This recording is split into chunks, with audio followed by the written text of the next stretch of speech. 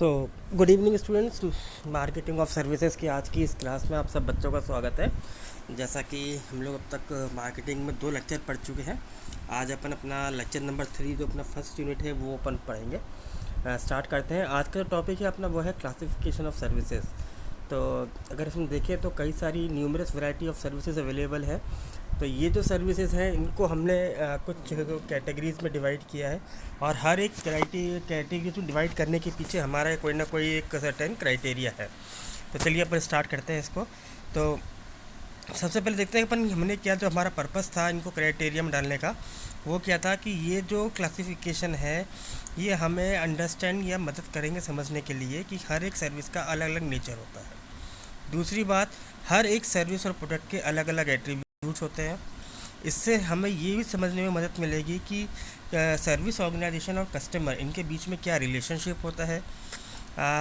जब services consume होती हैं या डिमांड की जाती हैं तो उनका नेचर क्या होता है, और कैसे हम प्रॉपर प्लानिंग और डिज़ाइनिंग ऑफ सर्विसेज की वजह से या उनकी मदद से हम प्रॉब्लम्स को सॉल्यूशन भी कर सकते हैं।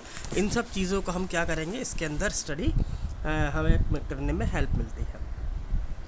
तो सबसे पहला क्लासिफिकेशन होता है अल्टीमेट यूज़ ऑफ सर्विसेज। तो हमने सर्विसेज को यहाँ पे 2 पार्ट्स में डिवाइड किया है, जैसा सर्विस टू फाइनल कंज्यूमर और सर्विस टू बिजनेस फर्म।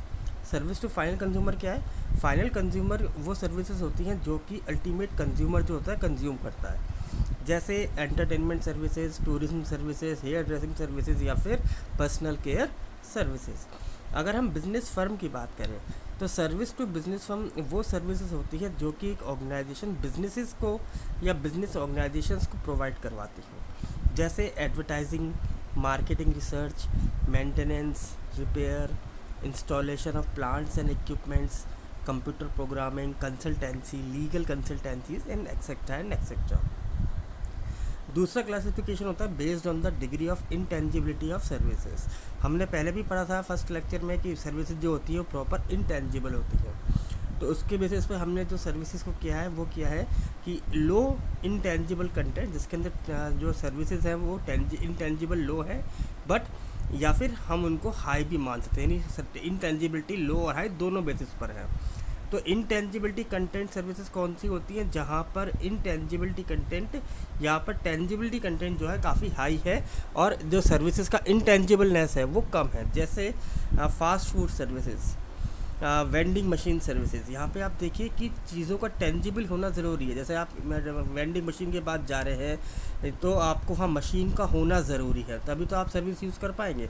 ऐसी यदि अपन हाई इंटेंजिबल सर्विसेज की बात करें, हाई इंटेंजिबिलिटी जहाँ पर टेंजिबिलिटी का फीचर जो है वो थोड़ा सा कम है, जैसे कंसल्टेंसी सर्विसेज, वहाँ पे कोई पर्सन होगा जो आपको सर्विसेज देगा, लीगल सर्विसेज या फिर बेबी सिटिंग की सर्विसेज। तो यहाँ पे इंटेंजिबिलिटी का जो कंटेंट है सर्विसेज के तौर पे वो सबसे ज़्यादा महसूस की जाती है, क्योंकि यहाँ पे फीलिंग और इमोशन से ज़्यादा मायने रखते हैं। ऐसे ही classification based on the service option. Service option में कौन सा किया है?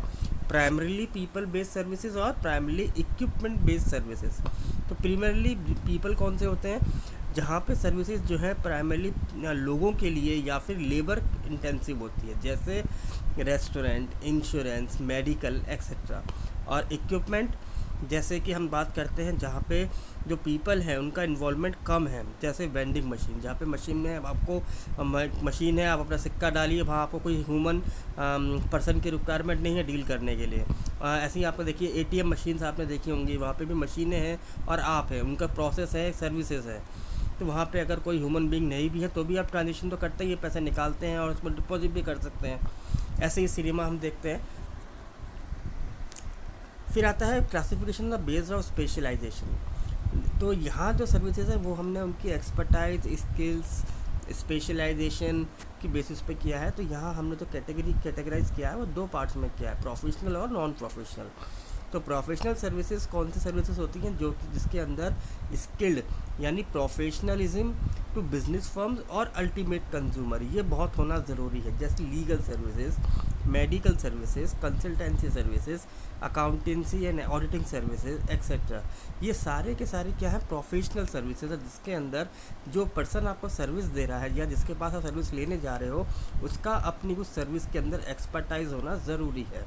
ऐसे ही नॉन प्रोफेशनल, जिसके अंदर एक्सपर्टिज्म होना ज़रूरी नहीं है, सिर्फ एक तरीके के सपोर्ट के तौर पे भी आप सर्विस दे सकते हैं। जैसे बेबी सिटिंग की सर्विसेज है, डोमेस्टिक हेल्प के अंदर आप बात कर सकते हैं, ये सारी की सारी नॉन प्रोफेशनल सर्विसेज आती हैं। फिर आता है the base of profit orientation. Profit orientation पे हमने दो बार डिवाइड किया है, प्रॉफिट ओरिएंटेड और non profit oriented. Profit oriented services वो सर्विसेज हैं जो कि प्रॉफिट अर्न करने के लिए ही दी जा रही हैं, या फिर ये कमर्शियल सर्विसेज हैं। तो वो कौन सी सर्विसेज, जैसे banking services, insurance services, hotel service, restaurant services, tour operation, airline, तो ये क्या है, प्रॉफिट के तौर पे है। यदि आप सर्विसेज कंज्यूम करना चाहते हैं तो आप उनके बदले में पैसे दीजिए। और नॉन प्रॉफिट कौन सी हैं, जैसे आपके गवर्नमेंट हॉस्पिटल सर्विसेज दे रहे हैं, या कल्चर ऑर्गेनाइजेशन सर्विसेज देती हैं, वेलफेयर ऑर्गेनाइजेशंस होती हैं, या रिलीजियस इंस्टीट्यूशंस होते हैं, ये सब नॉन प्रॉफिट के अंदर की जाती हैं। ऐसे ही अब हमने जो क्लासिफिकेशन किया है 6 नंबर पर, वो क्या है कि ये जो हैं सर्विसेज, ये कि primarily directed by eight public, यानी बड़े सारे ग्रुप को एक साथ, या फिर इंडिविजुअल, दोनों तरीके से हो सकते हैं। तो वो कौन सर्विसेज है, जैसे पब्लिक सर्विसेज। पब्लिक सर्विसेज वो होती हैं जो कि सिर्फ पीपल्स के लिए है, कंज्यूमर्स के लिए है, कोई भी पर्सन, यानी बहुत बड़े पब्लिक के लिए, जैसे transportation services, insurance services, municipal services. तो इसके अंदर कोई एक कंज्यूमर नहीं है, सभी के लिए वो सर्विसेज दी जा रही हैं। ऐसे ही प्राइवेट सर्विसेज। प्राइवेट सर्विसेज कौन सी हैं, जो कि पर इंडिविजुअल पर्सनस के लिए है, यानी वो चाहे तो अपने लिए यूज़ कर सकते हैं, जैसे personal care services, medical advice services. ये तो यदि आप चाहते हैं तो इंडिविजुअल के बेसिस पे आपके लिए सर्विसेज डिज़ाइन की जाती हैं। ऐसे ही जो नेक्स्ट क्लासिफिकेशन हमने किया है वो किया है on the basis of the contact, कितना लोग आपसे मिलते हैं ड्यूरिंग द सर्विसेज। तो यहाँ हमने दो तरीके से कैटेगराइज किया है, हाई कॉन्टैक्ट और लो कॉन्टैक्ट। हाई कॉन्टैक्ट सर्विसेज वो सर्विसेज होती हैं जिसके अंदर कंज्यूमर या फिर जो यूज़र है उसको सर्विस प्रोवाइडर के साथ मैक्सिमम टाइम आवर्स को स्पेंड करना पड़ता है, या टाइम चाहिए उसको उसके लिए, जैसे हाई कोर्ट की services, legal services, medical services, personal care services. और लो कॉन्टैक्ट सर्विस जिसके अंदर यूज़र्स को सर्विस प्रोवाइडर्स के लिए ज़्यादा रिक्वायरमेंट नहीं है कि वो अपना टाइम स्पेंड करें, जैसे इंटरनेट सर्विसेज आप यूज़ करते हैं, टेली कम्युनिकेशन सर्विसेज आप यूज़ करते हैं, परफॉर्मेंस सर्विसेज आप यूज़ करते हैं। ऐसे ही अगर हम बात करें on the basis of delivery outlets, तो यहाँ भी हमने दो प्रकार से डिवाइड किया है, सिंगल और स्पेसिफिक या फिर मल्टीपल आउटलेट। सिंगल और स्पेसिफिक आउटलेट सर्विसेज कौन सी सर्विस होती हैं, जो कि कस्टमर्स को एक सिंगल आउटलेट पे ही सर्विसेज दी जा सकती हैं, जैसे आपको वहाँ पे यह कन्वीनियंस जो है वो आपको अधिक या बढ़ सकता है, मतलब जहाँ पर्सन जो है कंज्यूमर वो सिंगल आउटलेट पे सर्विसेज को अच्छा या बढ़ा सोच सकता है, जैसे थिएटर के अंदर मिलने वाली सर्विसेज, म्यूज़ियम में मिलने वाली सर्विसेज। ऐसे ही मल्टीपल आउटलेट्स, तो मल्टीपल आउटलेट सर्विसेज कौन सी सर्विस हैं, जो कि कंज्यूमर को दी जाती हैं थ्रू मैनी आउटलेट्स, कई सारे आउटलेट्स वहाँ ओपन रखते हैं ताकि मैक्सिमम कस्टमर्स को हम सर्विसेज दे सकें। जैसे आप देखिए फास्ट फूड सर्विसेज देखिए आप, या फिर आप देखिए बस सर्विसेज हम देख सकते हैं, जहाँ पे हम लोग मल्टीपल आउटलेट्स के यहाँ पे हम बहुत सारी सर्विसेज कंज्यूमर को पे देते हैं। ऐसे ही एक्सटर्नल एंड इंटरनल, तो एक्सटर्नल सर्विसेज कौन सी होती हैं, वो सर्विसेज जो कि किसी आउटसाइड एजेंसी के थ्रू दी जाती हैं, जैसे इंस्टॉलेशन सर्विस, अगर आप एसी लगवा रहे हैं, रेफ्रिजरेटर लगवा रहे हैं, वॉशिंग मशीन लगवा रहे हैं, तो कोई ना कोई पर्सन आएगा जो आपको सर्विसेज एक्स्ट्रा देगा, तो यानी आप जिससे परचेज़ कर रहे हैं वो अलग है और जो सर्विस दे रहा है वो पर्सन अलग है। ऐसे ही इंटरनल सर्विसेज, इंटरनल सर्विसेज वो सर्विसेज हैं जो कि service provider within the organization आपको देता है, जैसे इंटरनल ट्रांसपोर्ट, ऑफिस की क्लीनिंग, एक्सेट्रा एंड एक्सेट्रा। फिर हमने किया है classification on the basis of customer and employees. तो यहाँ हमने जो क्लासिफिकेशन किया है वो कैसे कि एक होती है हमारी सेल्फ सर्विसेज। सेल्फ सर्विसेज आप कई लोग हम देखते हैं जहाँ पे हमें खुद जाना पड़ता है सर्विसेज को कंज्यूम करने के लिए, जैसे आप रेस्टोरेंट जा रहे हैं तो आज कल देखा होगा आपने कई सारे रेस्टोरेंट के अंदर आपको ही ऑर्डर देना है और आपको ही अपना जो फूड है वो पिक करके लेके आना है। ऐसे ही आप एटीएम जाते हैं तो एटीएम के अंदर कोई पर्सन तो है नहीं जो आपके लिए ट्रांजेक्शन करेगा, आपको ही जाना पड़ेगा, आपको अपना डेबिट जो भी कार्ड है वो आपको इंसर्ट करना पड़ेगा और जो भी आपकी रिक्वायरमेंट है पैसा विड्रॉ करने की या डिपॉजिट करने की वो आपको खुद ही करनी पड़ेगी।